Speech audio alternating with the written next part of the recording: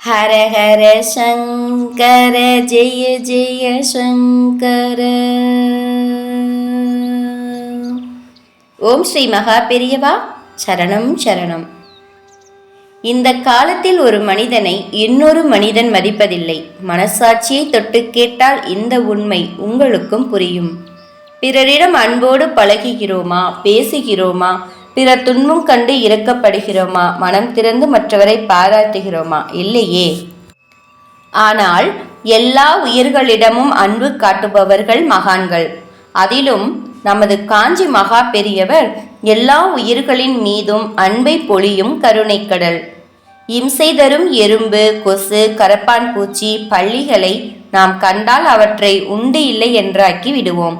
ஆனால் மகா பெரியவர் பார்வையில் அவை அனைத்தும் அன்புக்கு உரியவை.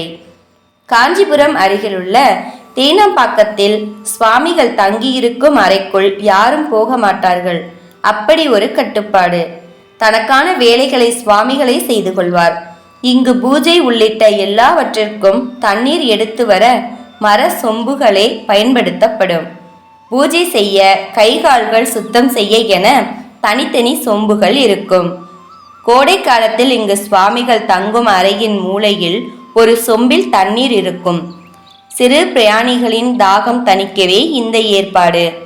அறைக்குள் சீடர்களுக்கு அனுமதி இல்லாவிட்டாலும் இந்த எளிய ஜீவராசிகள் நுழைவதற்கு தடையில்லை.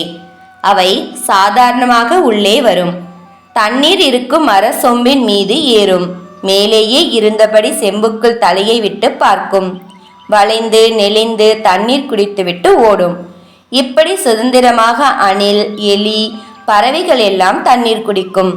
உள்ளே யாரும் இருக்கிறார்களா என தயக்கத்துடன் அவை வருவதை புன்னகையுடன் ரசிப்பார் காஞ்சி மகா பெரியவர்.